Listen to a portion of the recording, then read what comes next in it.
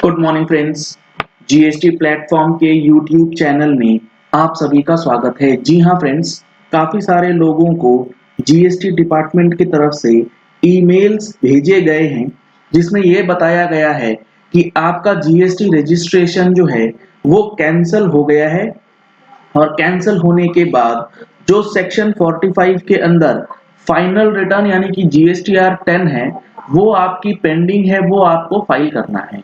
और ये ईमेल हर एक डीलर, चाहे वो रेगुलर टैक्स पेयर हो जिसका नंबर कैंसिल हुआ है उसे भी भेज दिया गया है, और जो कॉम्पोजिशन टैक्स पेयर है उसे भी भेज दिया गया है। तो इसको लेकर के काफी ज्यादा कंफ्यूजन जो है लोगों में आ रहा है कि ये जीएसटीआर 10 फाइनल रिटर्न जो है क्या हर किसी को भरना है। जो ईमेल आ रहा है उसको ध्यान में रखते हुए, चाहे आप रेगुलर हो या फिर आप कॉम्पोजिशन हो, तो यहाँ पर आपको देखना होगा सेक्शन 45 जो कि बात करता है फाइनल रिटर्न जीएसटीआर 10 के फाइलिंग की। इसके लिए प्रोविजंस ये हैं कि आपका जो कैंसलेशन ऑर्डर है वो जिस दिन पास हो जाता है उसके 3 महीने के अंदर आपको जीएसटीआर 10 जो है फाइल करना है। लेकिन यहाँ प्रोविजन में क्या लिखा गया, every registered person who is required to furnish a return under subsection 1 of section 39, यानी कि सेक्शन 45 जो है वो ऐसे रजिस्टर्ड पर्सन पे लागू होता है जिसे रिक्वायरमेंट है सेक्शन 39 के सबसेक्शन 1 के अंदर रिटर्न फाइल करना। सेक्शन 39 में कई सारे सबसेक्शंस हैं जिसमें रिटर्न्स फाइल होती हैं अलग अलग कैटेगरी ऑफ टैक्स पेयर्स के लिए। लेकिन सेक्शन 45 सिर्फ और सिर्फ सेक्शन 39 सबसेक्शन 1 के अंदर आने वाले टैक्स पेयर्स पे ही लागू होगा। कौन से ऐसे टैक्स पेयर्स है वो भी देखेंगे। And whose registration has been cancelled, ऐसे रजिस्टर्ड पर्संस जो कि 39(1) के अंदर रिटर्न फाइल करते हैं और जिनका रजिस्ट्रेशन कैंसिल हो गया है, शैल furnish a final return within 3 months of the date of cancellation or the date of order of cancellation, whichever is latter। आपका कैंसिलेशन डेट या ऑर्डर ऑफ कैंसिलेशन डेट दोनों में से जो लैटर डेट है उस दिन से लेके अगले 3 महीने के अंदर आपको जीएसटीआर 10 फाइल करना है, फाइनल रिटर्न अंडर सेक्शन 45। अब यहाँ पर सेक्शन 39 सब सेक्शन 1 के अंदर कौन से टैक्स पेयर्स आते हैं ये काफी इंपॉर्टेंट है।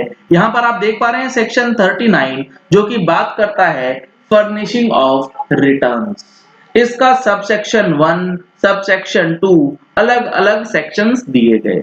सबसेक्शन 1 का रेफरेंस है 45 के अंदर। तो 1 क्या कहता है, एवरी रजिस्टर्ड पर्सन, हर एक रजिस्टर्ड पर्सन अदर देन।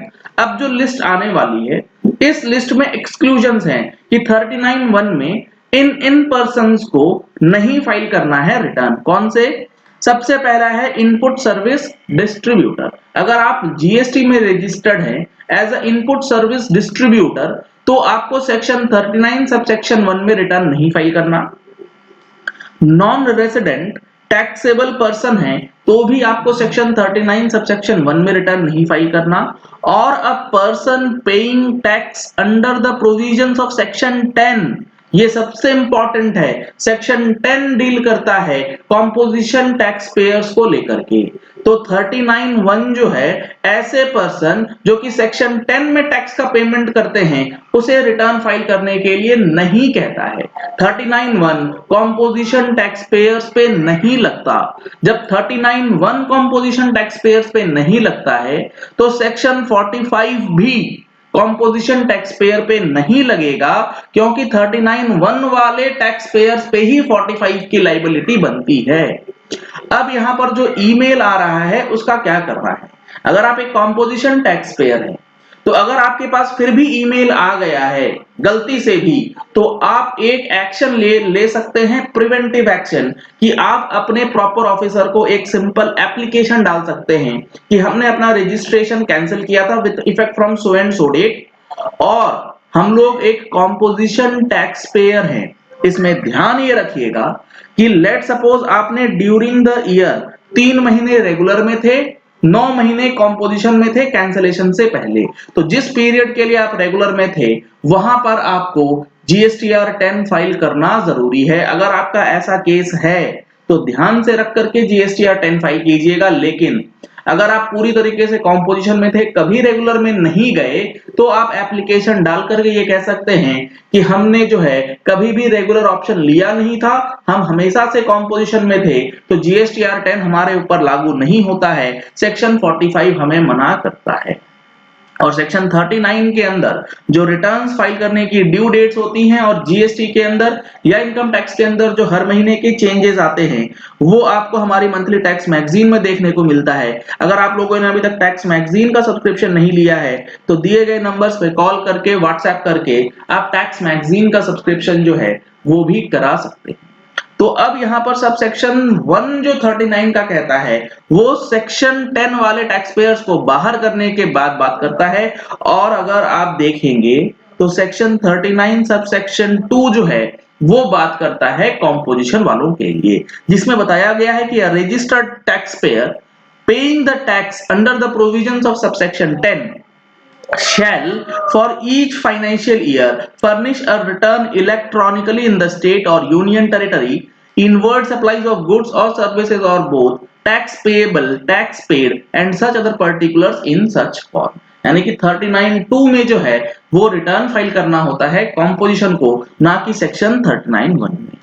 तो ईमेल जो है वो गलती से ट्रिगर हो गया है तो आप उसका एक सिंपल एप्लीकेशन जो है अपने प्रॉपर ऑफिसर के पास जमा कर सकते हैं। इसमें आपको कहीं कोई दिक्कत नहीं आएगी।